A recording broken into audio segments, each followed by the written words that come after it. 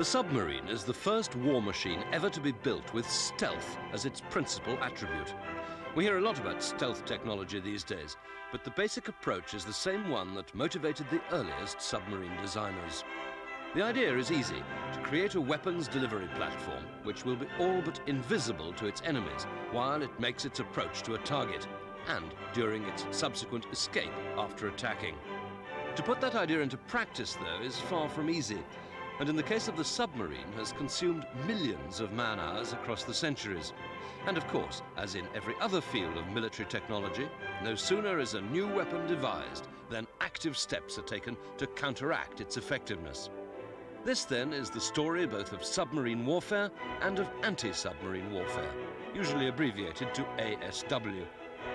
The concept of a submersible warship goes back to the ancient Greeks, but the first plans which even approach anything practical date from the Renaissance. One such design was by Cornelius Drebbel, whose boat was encased in greased leather, ballasted to be neutrally buoyant, and propelled underwater by 12 oarsmen. It created a sensation when it was demonstrated to King James I on the River Thames. This was followed in 1653 by the Frenchman de Sons' paddle-wheel boat, powered by clockwork. Unfortunately, the timber bulks of which it was built were so heavy that its motor couldn't move it. A century later, David Bushnell built a miniature egg-shaped submersible named Turtle. It was propelled by hand-driven screws and carried a 150-pound explosive charge which could be attached to the bottom of an enemy warship by means of a gimlet. A much more ambitious design was another American one, Robert Fulton's Nautilus, which was built for the Revolutionary French Navy in 1801. She could carry a crew of 3, and while surfaced was driven by a small sail. Submerged, she was propelled by a hand-cranked screw. She towed an explosive charge detonated by a clockwork fuse which was given the name torpedo. This could be clamped to the bottom of an enemy vessel to explode after the submarine had made its escape. By the middle of the 19th century, ships were being powered by steam. Among them was the Confederate Navy's David submersible, which was not a true submarine because her funnel had to stick above the waves. The Confederates then built the H.L. Hunley, which was propelled by 8 men turning a crankshaft. Using an explosive charge on a ram, she managed to sink the USS Housatonic. She was the first submarine in history to destroy an enemy vessel. A great advance came in 1879 when the English clergyman G.W. Garrett built the Resurgam. She was steam-powered but also had pressure cylinders in which steam could be stored to drive her for a short distance while submerged. The same idea was adopted by the Swedish gun designer Thorsten Nordenfeldt, who 3 years later built a sleek single-hull boat. She was the first submarine fitted with a tube through which a free-running torpedo could be fired. The most influential designer of all at the turn of the century, though, was the Irish-American John P. Holland, who built a series of submarines, all carrying his name. The first of these to enter service was given the number SS-1. She was launched in 1897 and commissioned in 1900. The Holland boats were armed with a single tube in the bow and carried 3 torpedoes. These, designed by Robert Whitehead, were 18 inches in diameter, powered by compressed air, and kept on course by means of a gyroscope. The warhead was wet gun cotton, and the torpedoes had a range of nearly half a mile. Only one Holland boat was built for the United States Navy, but she provided valuable experience for the Adder class. However, the Royal Navy built 5 under license during 1902-1903. They were crewed by 7 men and propelled on the surface by a 160-horsepower petrol engine, which gave a top speed of 8 knots. Underwater, a bank of 60 batteries gave a speed of 5 knots. There was no conning tower, and the periscope was not only fixed looking forward, but gave an upside-down image, which can't have made aiming easy. Nor was underwater navigation simple, for the compass was fixed to the outside of the hull to avoid magnetic influences and had to be viewed through a mirror. But it was a start. The US Navy's Adder class of 7 boats, typified by the USS Plunger, served on until 1922. They were virtually identical to the Royal Navy boats. Between 1906 and 1909, the Royal Navy's submarine fleet was expanded by 38 of the improved C-class design. These were larger and faster. They in turn were supplemented by even bigger D-class, which were diesel-engined and had a deck gun as well as 3 torpedo tubes. They had a greater range than anything before them and were designed for offshore patrol work. It was the German U-boat fleet, though, which taught the world what submarine warfare is really all about. With the First World War only hours old, 10 diesel-engined U-boats set out from Kiel on their first offensive patrol. They met with no success, but a month later the U-9 shocked the Royal Navy by sinking 3 cruisers in the space of an hour. Even more significantly, the mere threat of submarine attack kept the vaunted British Grand Fleet moored in Scapa Flow for most of the war.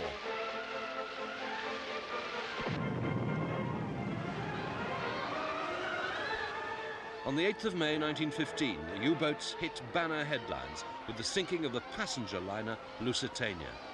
She'd been spotted by the U-20, whose captain believed she was carrying troops and therefore fair game. The United States' entry into the war brought prompt relief, allowing the introduction of the convoy system. With a screen of destroyers around them zigzagging across the Atlantic, the merchantmen were much safer from attack than before. Depth charges, filled with amatol and with fuses preset to explode at a calculated depth, were known as ash cans by the Americans. Later, the British engineer John Thornycroft invented a depth charge thrower, allowing a pattern of charges to be dropped around a target. Following the First World War, Germany was forbidden under the terms of the Versailles Treaty to build submarines.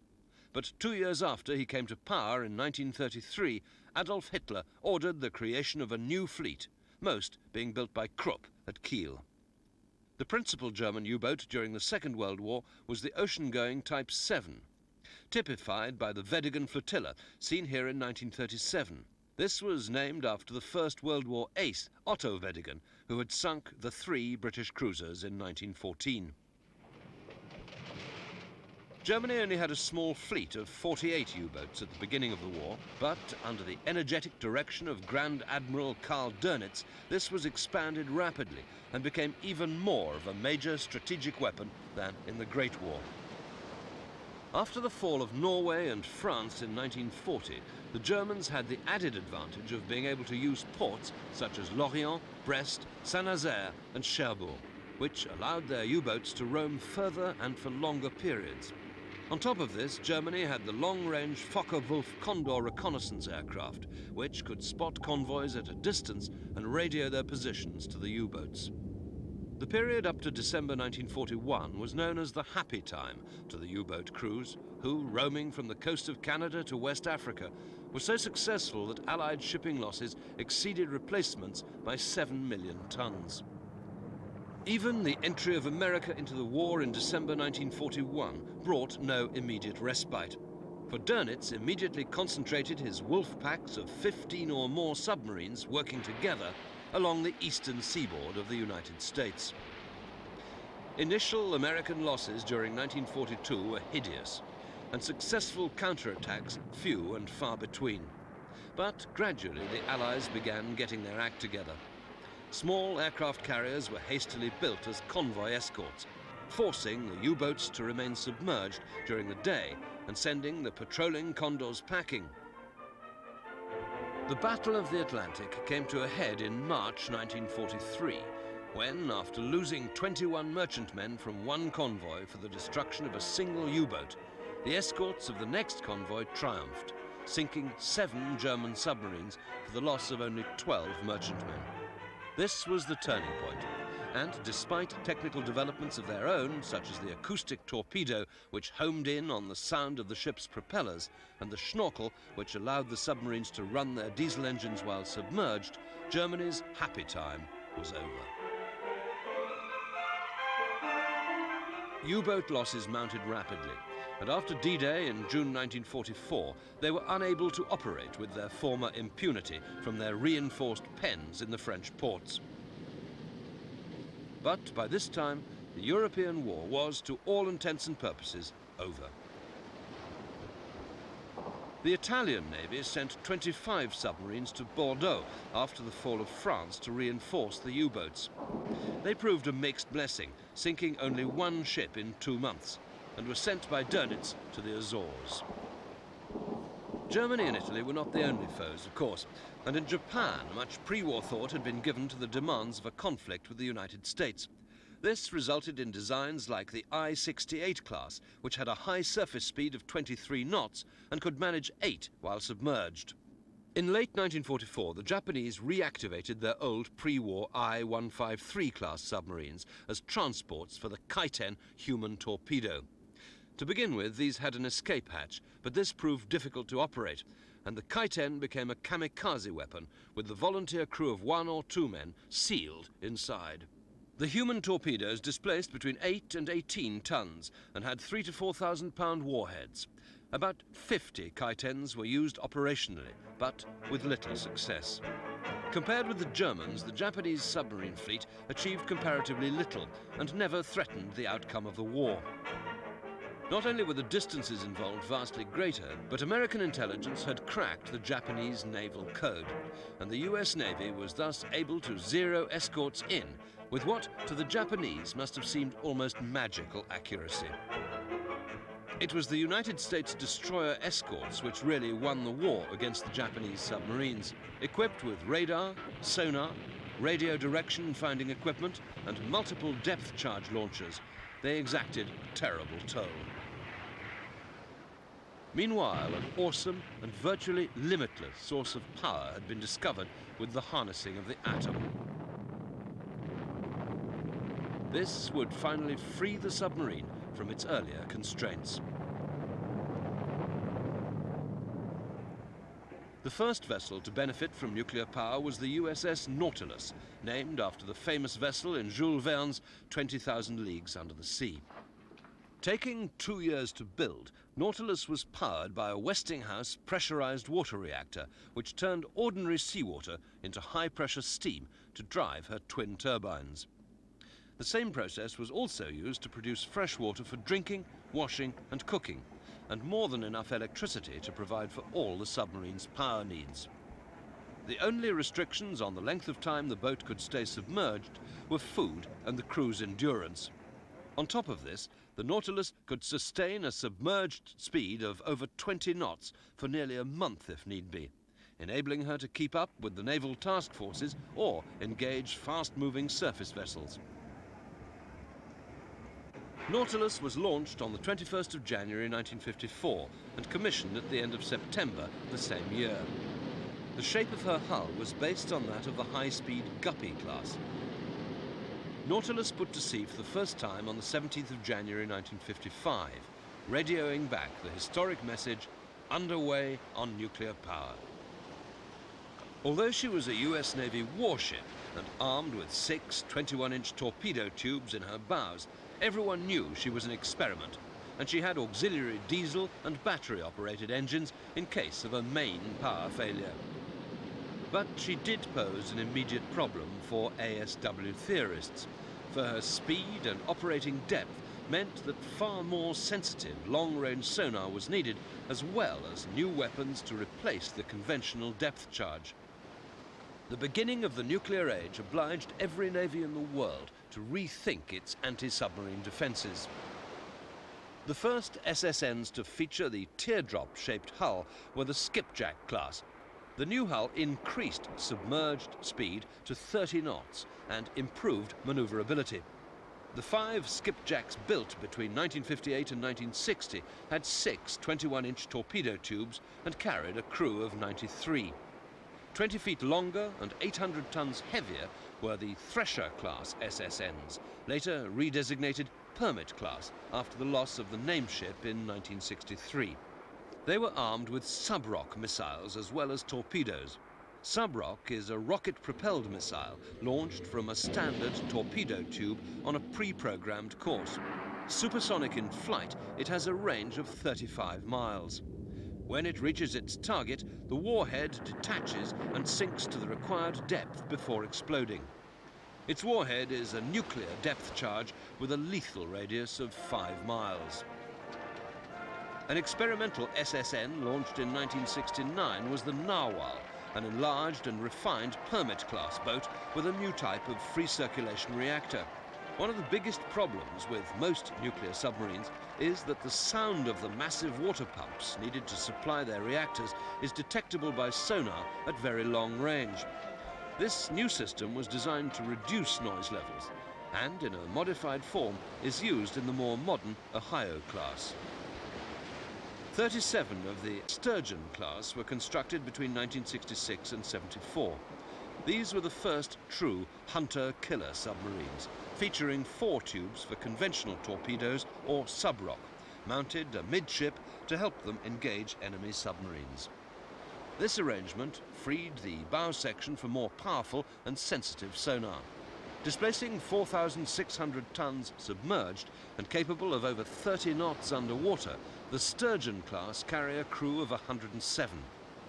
Although built as ballistic missile submarines, or SSBNs, to carry the Polaris A2 missiles, the 5 Ethan Allen class boats of nearly 8,000 tons displacement have now been converted into large SSNs. Because of their size, they're frequently used as targets in war games exercises. The British Royal Navy launched its first nuclear-powered boat, the SSN Dreadnought, in 1960. Since the mid-1960s, the Gairloch facilities at Faslane on the Firth of Clyde have been expanded and modernised. They now handle the support of all operational nuclear missile boats, as well as conventional submarines and other warships. Since 1980, the task of refitting the modern Swiftsure and Trafalgar classes of SSN has been shared between Rosyth on the Firth of Forth and Devonport, which is the largest ship repair facility in the British Isles. Faslane is also the home of the vitally important Polaris Missile Training School. Here, the entire missile firing program is reproduced on simulators. All officers and seamen who will be involved in operating the missiles, their control and guidance systems, their arming and firing, spend many months here learning the intricacies of their potent charges. No feature of the system is overlooked.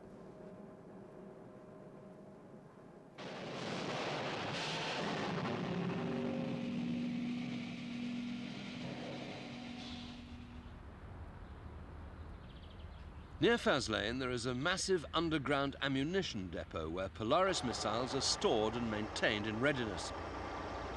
In preparation for a mission, the Polaris A3 missiles are driven out of their depot, delivered to the dockside, and carefully lowered into the firing tubes. The Resolution class, of which there are 4, each carries 16 of these missiles, which have a range of over 2,500 miles. Loading the 16-ton missiles, each 32 feet long and over 4 feet in diameter, has to be done with great care. Once the missiles are stowed away, the ship, HMS Resolution in this case, can be readied for sea and her lines cast off.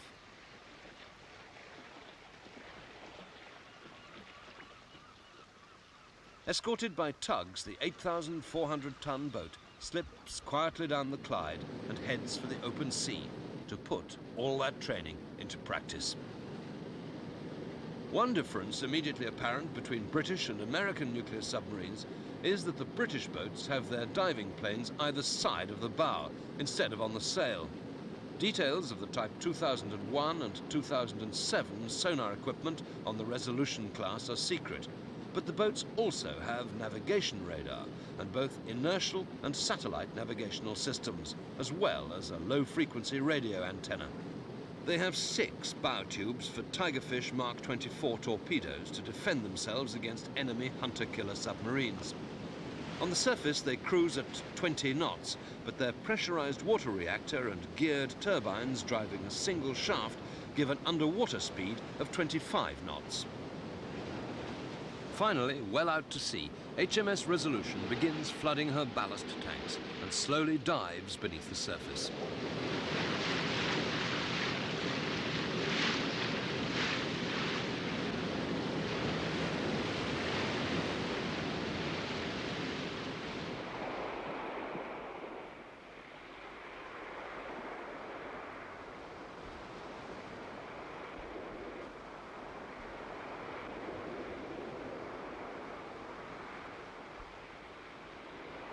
periscope. Well,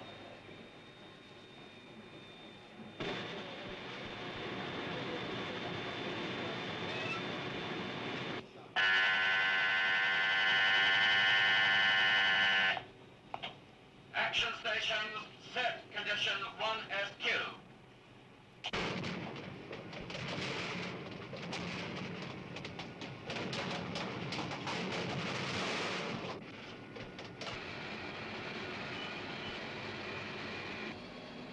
Middle level launcher.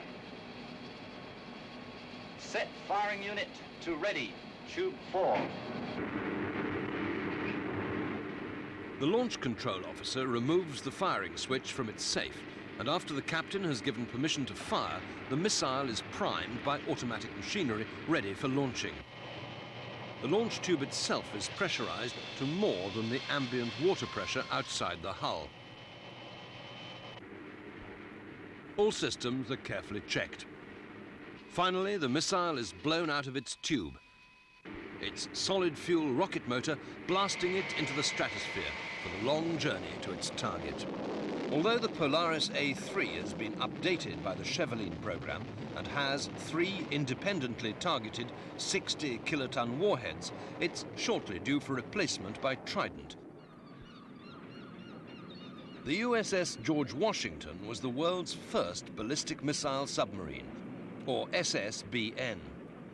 Launched in June 1959, she displaced nearly 7,000 tons and carried first-generation Polaris missiles, which were themselves successfully test-launched from underwater in 1962. Much more potent are the Lafayette class of the mid-1960s, which are still in service. They've been retrofitted with Poseidon missiles containing 10 50-kiloton independently targeted warheads to replace the obsolescent Polaris. The improved missiles have a range of well over 3,000 miles and are much more accurate. Boats such as the Sam Rayburn and Will Rogers seen here each carry 16 Poseidon in addition to having 4 21-inch torpedo tubes. They're powered by a single screw driven by the almost standard 15,000 horsepower engines for a top speed of some 24 knots and carry a crew of 140. One figure to stun the imagination is that their reactor cores are good for some 400,000 miles, almost enough to take them to the moon and back. Like all teardrop-shaped nuclear submarines, their true environment is beneath the waves, not riding the surface. For here they tend to roll and porpoise uncomfortably, and speed is reduced. Scotland's Holy Loch is also a home from home for American nuclear boats. Here the Henry L. Stimpson returns to the shelter of the Firth of Clyde. She's a member of the Benjamin Franklin class of SSBN, an improved and quieter version of the Lafayettes, and has just finished a patrol which would normally last 60 days. Almost all the time spent submerged. American SSBNs all have 2 full crews, Gold and Blue, who alternate. The first 3 days in Holy Loch are busy ones, as one crew hands over to the other. There is a stocktake, and all the ship's systems are carefully checked over before the old crew goes on leave. The new crew can now finish the work of restocking the Poseidon missile tubes if any have been fired, repairing any defects, and replenishing the galley stores. Top quality food is essential for maintaining morale during long cruises, and 168 men consume a great deal in 2 months. At last, all is ready and the ballistic missile submarine slips quietly out to sea. None of the crew knows where she is bound, and since the entire time will be spent underwater, there'll be no sightseeing anyway. Each voyage is a working mission, the crew constantly aware that one day the President might have to give the order to launch their Poseidon missiles in anger. It's an order which has never yet been given, which is testament to the effectiveness of the Fleet ballistic missile submarine as a deterrent to nuclear conflict. Launch readiness is maintained throughout the patrol, and practice alerts are held so often that the procedures become as automatic as brushing teeth.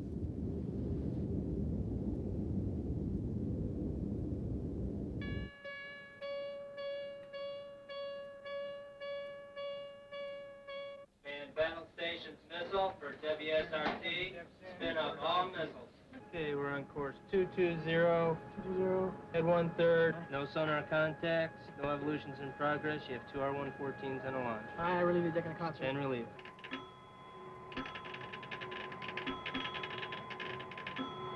Supervisor weapons, perform channel check, both channels when ready. Channel checking. Missile 1, Channel 1. Missile 16, Channel 2. All stations. Ground weapons, weapon system in condition 1SQ. Permission to fire. Ground weapons are. Permission to fire. Denote 1. Denote 16. The Lafayette and Benjamin Franklin classes carry either Poseidon C-3 or Trident C-4 missiles, which have greater range than Polaris and either 8 or 10 independently targeted warheads. Nuclear attack submarines, or SSNs, are smaller than their ballistic missile sisters. They're also quieter and generally faster. Britain's HMS Conqueror, famous for sinking the Argentine cruiser General Belgrano during the Falklands conflict, is fairly typical. She displaces 4,800 tons when submerged, is 285 feet long with a beam of 33 feet, and carries a crew of 103. Powered by a 15,000 horsepower pressurized water reactor driving twin turbines, she can cruise underwater at 28 knots. For armament, she has 6 forward-firing 21-inch torpedo tubes and uses both bow-mounted and towed sonars to locate and identify targets. Here we see her tracking an unidentified target. As refined, screw constant changes of RPM. Sector train on the edge of the starboard beam. Sector cleared stern arcs to starboard, sweeping the forward beams. Sector swept the forward beams, no contacts in the beams. Through the attack periscope, her captain can see a pair of Russian ships. Part of any modern submarine's duties is surveillance, so a number of photographs are taken for analysis. Take. Here's a Russian submarine with a suspected intelligence-gathering trawler. If this had been wartime, the next step might have been to launch a sub-harpoon missile. This is fired from a standard torpedo tube, a solid fuel rocket sending it streaking to the surface when a sustainer motor takes over. Harpoon has a highly accurate guidance system and can fly low above the water to reduce the chances of interception. It carries a 500-pound high-explosive warhead, which will inflict severe damage on any ship afloat. The missile has a high subsonic speed and a range of some 70 miles.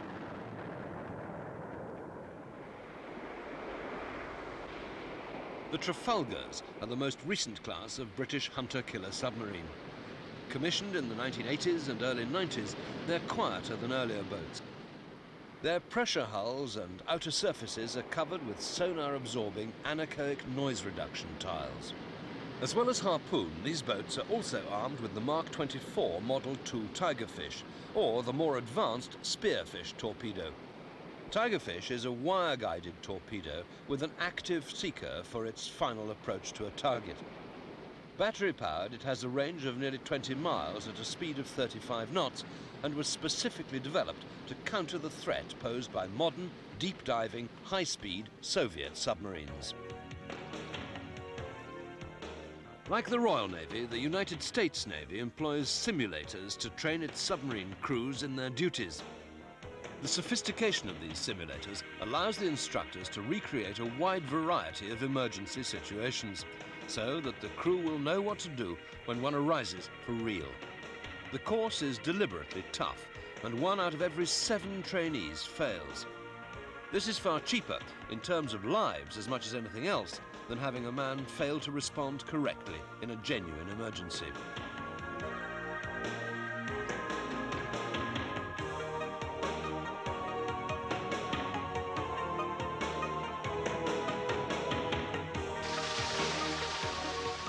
Damage control and emergency repair is just one important lesson.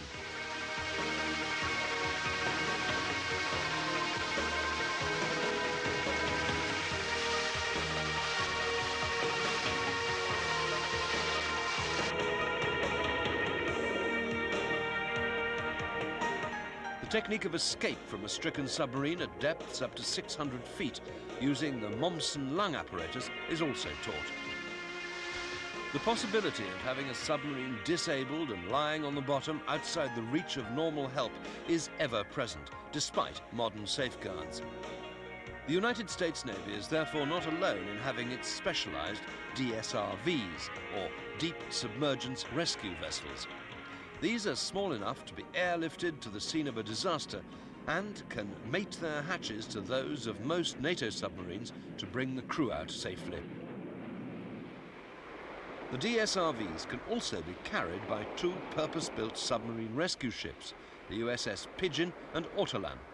Both commissioned in 1973, these have catamaran hulls to give extra stability while riding the surface above a stricken submarine and while using their huge winches to raise the vessel. They're the largest catamarans ever built, displacing 4,200 tons fully laden.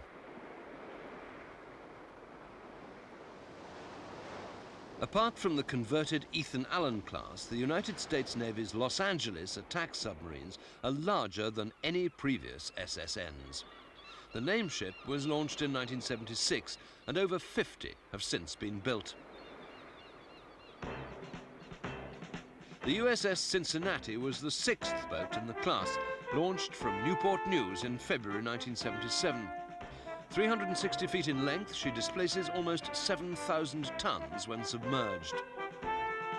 The Los Angeles class have 4 21-inch torpedo tubes mounted amidships. These can fire conventional or wire-guided torpedoes, as well as sub-rock and sub-harpoon missiles to attack enemy submarines or surface warships. With weapons and stores loaded, a Los Angeles-class boat prepares for yet another patrol. As she casts off and heads out into the Pacific from Pearl Harbor, the crew, as usual, have no idea where their 2-month cruise will take them. The Los Angeles class are not only the largest attack boats in the US Navy, they're also the quietest and the fastest. Their pressurized water reactors drive turbines which deliver 35,000 shaft horsepower to give a submerged speed in excess of 32 knots. Safely at sea, the submarine's crew prepares to dive. Other than through the periscope, they'll not see daylight again until the end of their cruise. Inside the control room and attack center, the men settle into a well-rehearsed routine. Modern nuclear submarines are spacious compared with earlier designs. The Los Angeles class, for example, have 4 deck levels. But with 129 men packed into what is still a relatively small steel cylinder, maintaining morale is very important. Since no alcohol is permitted aboard American warships at sea, good food and plenty of it is essential to keep the men alert and in top condition. The menus are very carefully prepared to give a wide choice of nutritious, tasty dishes. Entertainment is also important, and each boat carries a well-stocked film and video library. But it's not all a life of luxury, and when battle stations are piped, each man heads for his position with the precision of well-oiled machinery. In this exercise, a target has been identified on the powerful and sophisticated BQQ-5 bow sonar, and a torpedo is readied for launch. Speed 5.5. Sonar contact go active. Contact now bears 313. Set running depth 85 feet. Set running depth 85 feet, aye. Firing point for Seekers, Tube 1, AD1. Make Tube 1 ready in all respects. Torpedo on firing panel. Make weapon Tube 1 ready in all respects. That's course about 1217 to 0. That's Speed 5050. That's sonar. Stand by. Shoot. Shoot. Tube 1 fired electrically.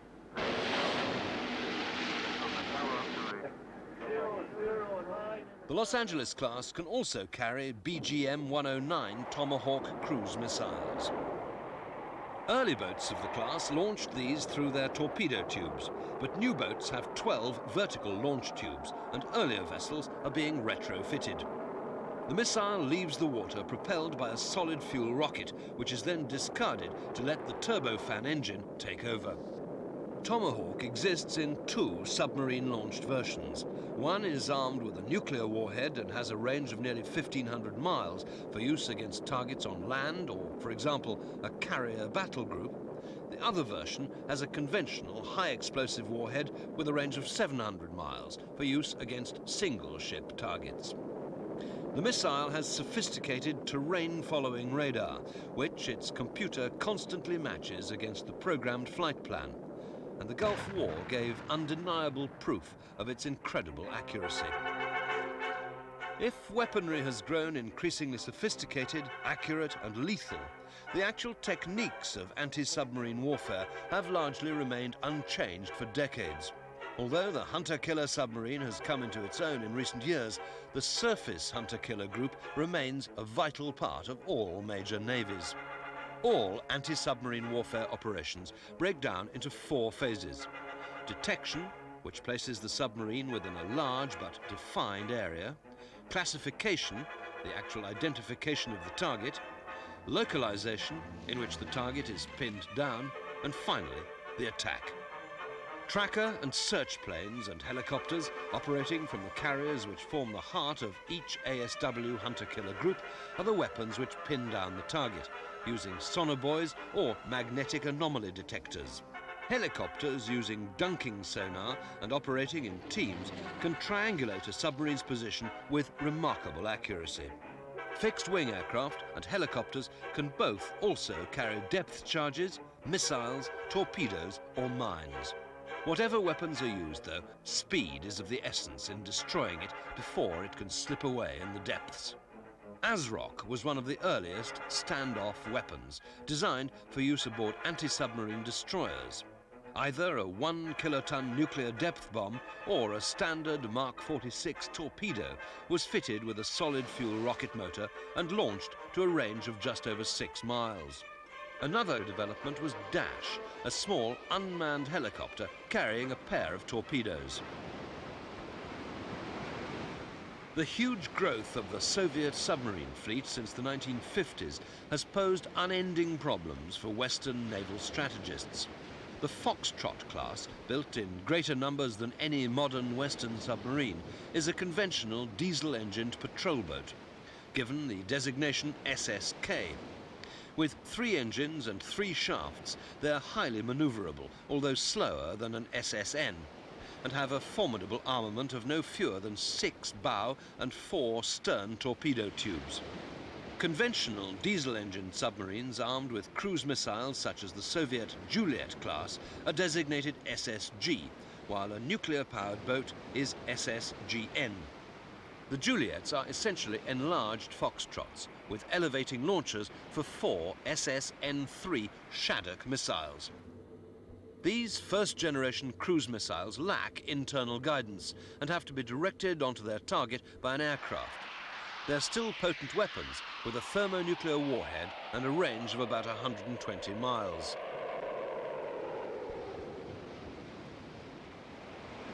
The nuclear-powered Victor III class attack submarines can carry the SSN-15 and 16 rocket-propelled torpedo, which is similar to Subroc and has a range of about 34 miles. These are also the first Soviet boats to be equipped with towed array sonar.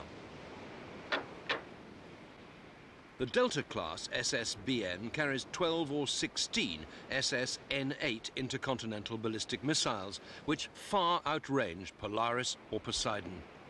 Complementing the Deltas are the Yankee-class SSBNs. A slightly older and smaller design, these boats come in 3 variants, displacing up to 9,300 tons and carrying 12 or 16 shorter-ranged SSN-6 missiles. Russian submarines all tend to be larger and noisier than their Western counterparts, but in recent years their machinery has become much quieter. The Soviet military machine has in the past always tended to emphasize quantity rather than quality, but this is now changing in weapons systems seen in the West following the dramatic thaw in the Cold War. The Yankee class was the first purpose-designed Soviet SSBN, and has a 40,000 horsepower nuclear propulsion unit driving 2 shafts for a top submerged speed of nearly 30 knots. They also have 6 torpedo tubes for self-defense.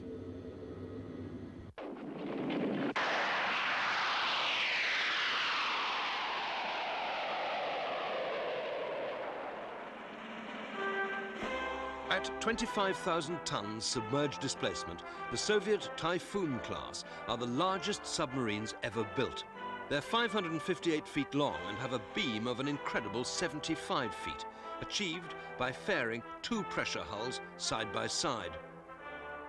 This allows them to carry 20 SS-N-16 missiles with a range of some 5,000 miles and 7 independently targeted warheads. Despite the radical changes in East-West relations over the last few years under the inspired leadership of Mikhail Gorbachev, the Russian Premier must be justifiably proud of the Soviet submarine fleet, which is the largest in the world.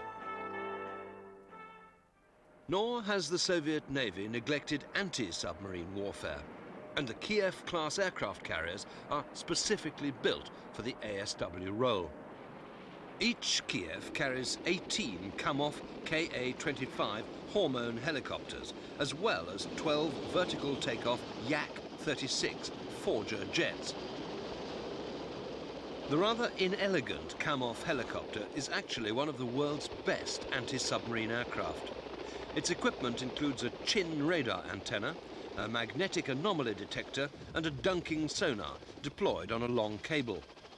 The Hormone can also carry a variety of weapons, including torpedoes, missiles, and nuclear depth charges.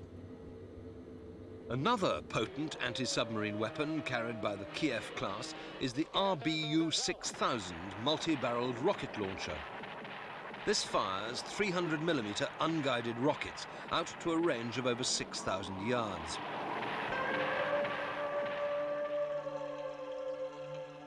The United States Navy also has a versatile machine in the Sikorsky SH-60 Seahawk. Designated LAMPS-3 for Light Airborne Multipurpose System, this is a 3rd generation ASW helicopter.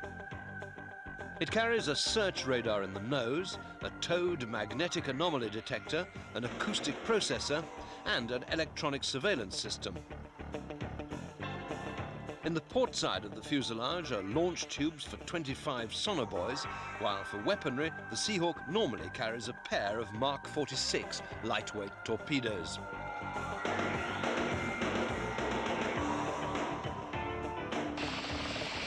The helicopters are usually carried by Spronz-class ASW destroyers, as well as Aegis guided missile destroyers and Perry-class frigates.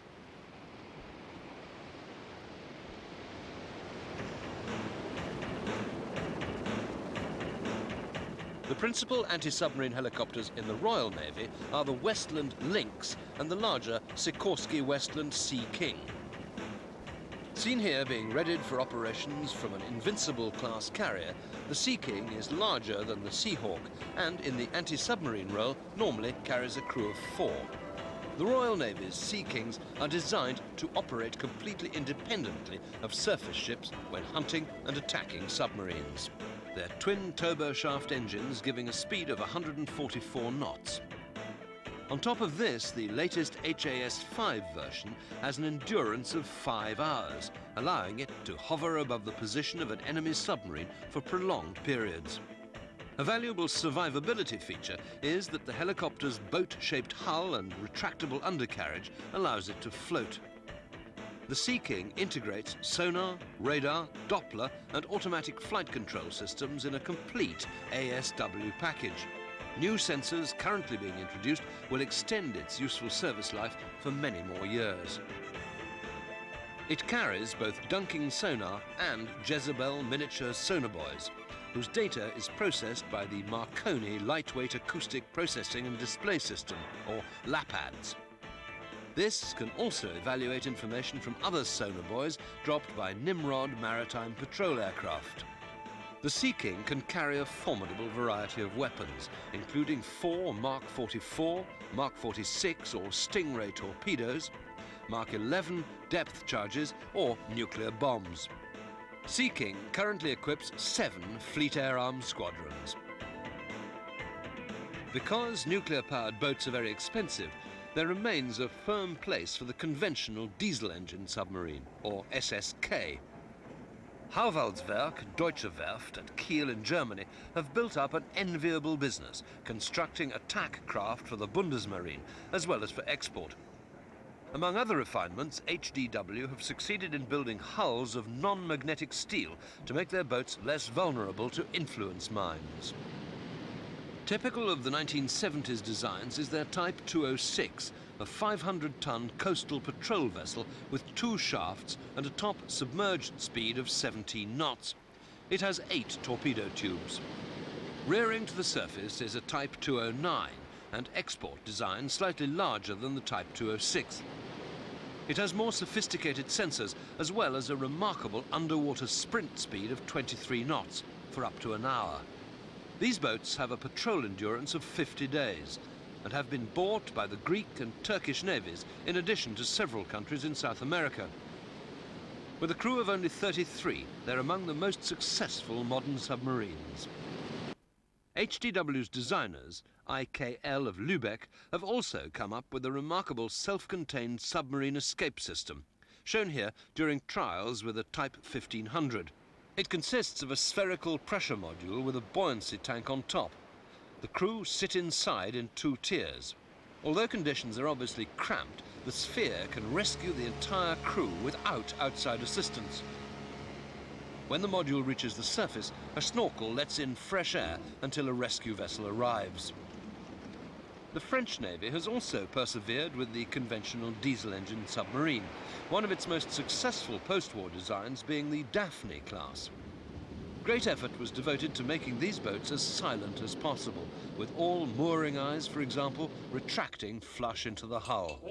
The Daphne class has 3 diesel engines which can be run submerged thanks to a snorkel and 2 electric motors. Top underwater speed is 16 knots. Displacing just over 1,000 tons submerged, these boats have no fewer than 8 forward and 4 stern 21-inch torpedo tubes. While the Daphne class is designed for coastal work, the larger Agosta class, which appeared in the mid-1970s, is intended for ocean patrol duties. Displacing 1,700 tons submerged and with a speed of 20 knots, they only have 4 torpedo tubes but carry 16 reloads. The quest for silent running has been taken even further in these boats, which have an auxiliary 30-horsepower electric motor for very quiet, low-speed cruising in their patrol area. ASW equipment includes 36 passive sonar microphones and a ranging sonar in the dome on the foredeck.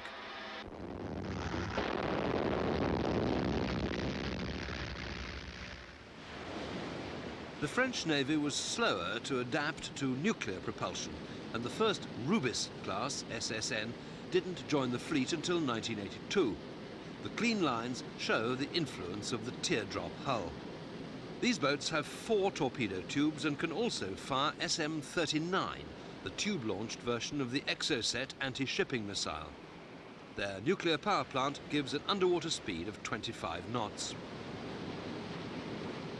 With a submerged displacement of just over 1,600 tons, the Sauro class are the largest submarine built for the Italian Navy since the Second World War. Their conventional diesel-electric power plants give a top underwater speed of 15 knots. Designed specifically for Mediterranean operations, they have an endurance of 45 days and carry 6 torpedo tubes with 6 reloads. The true size of a submarine is only really apparent when it's out of the water.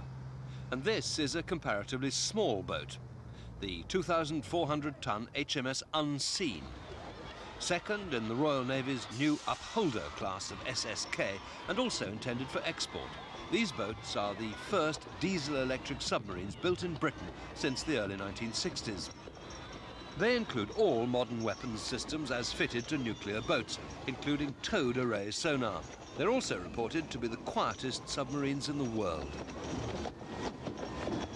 They have a top underwater speed of over 20 knots, an endurance of 49 days on patrol, and carries 6 21-inch tubes capable of firing harpoon as well as normal torpedoes. The Dutch Walrus class is another new diesel-electric submarine for the 1990s and beyond. It's 200 tons heavier than the Upholders, but is otherwise very similar, with 6 forward-firing tubes and twin electric motors to give a submerged speed of over 20 knots. Like many of the most modern submarines, it has X rather than cruciform stern control surfaces, which reduce noise. For their latest submarines, the Norwegian Navy has chosen the German-built Type P6071 SSK. The name ship of the Ulla class was launched in 1989, and 6 are planned. This is a small 1,100-ton fast attack submarine with a crew of only 20. Latest addition to the Swedish Navy is the A-17 or Västergötland class SSK. This is almost identical in size, displacement, crew complement and armament to the Norwegian Ulla class, but is domestically built by Kockums of Malmö. They also designed the earlier Nacken class of 1,100-ton SSKs, which have proved very successful. Kockums have also been working on a new power source which will radically extend the submerged endurance of conventional submarines. The principle of the closed-cycle hot air engine was discovered as long ago as the Napoleonic Wars by a Scotsman, Robert Stirling. But it seemed to have little practical application until modern technology came to the rescue. Now Kockums have built an experimental Stirling engine, the V4-275R. A conventional SSK has its diesel engines at the stern and storage batteries for underwater running placed low in the hull for stability. The Stirling engine is driven by liquid oxygen and needs no surface air, generating enough electricity to keep the batteries charged for underwater patrols of up to 9 days. Installed in a Nacken class SSK, it's aroused considerable interest. The German Bundesmarine, with IKL and HDW, developed an alternative fuel cell installation in the experimental submarine U-1. Both systems have proved successful in extensive trials, and operational models are to be fitted in future classes.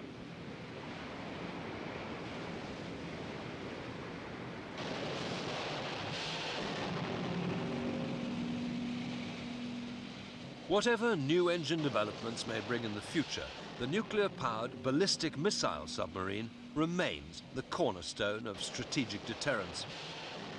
As the hatches over the launch tubes open, even harmlessly as here for a routine check, it's impossible to avoid shivering at the thought that they contain more destructive power than all the bombs dropped during the whole of World War II. This is an American Ohio-class SSBN, designed in the 1970s to carry 24 of the new Trident C4 missiles. Costing some $2,000 million each, these are the most expensive submarines ever built, but also the most sophisticated and, if it came to the crunch, the most destructive. The huge teardrop-shaped hull is 560 feet long, and submerged displacement is 18,700 tons. But despite their size, the boat's 60,000 shaft horsepower engines drive them underwater at some 30 knots on patrols lasting over 2 months. In this simulated emergency, the submarine dives to as deep as 1,000 feet below the surface. Its crew knows they are the counter-strike reserve, ready to retaliate massively at any nuclear attack on their homeland.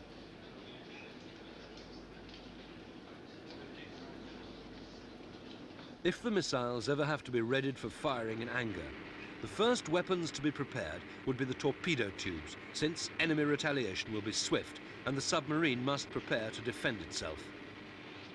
The Ohio boats have 4 tubes firing ordinary torpedoes for self-defense.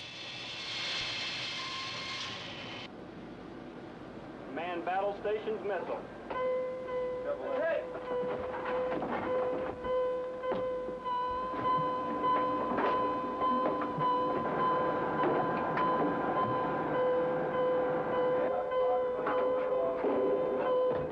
Man battle stations missile. Man battle stations communications missile for WSRT. Spin up all missiles. Pressurize 2-3. There are constant counter-checks to ensure that missile launch is properly authorized and that everything is done in the correct sequence. Condition 1SQ for launch. This is the executive officer. Set condition 1SQ for launch. Set condition 1SQ for launch, nav, right? Nav 1. Fire control transmission checks completed satisfactorily. Navigator, right? Officer deck, dives at 1SQ. Weapon system in condition 1SQ for launch. Very well. Here, just one tube is readied, but the crews of all the others stand by. Prepare 1. Denote 5. Denote 14. Away.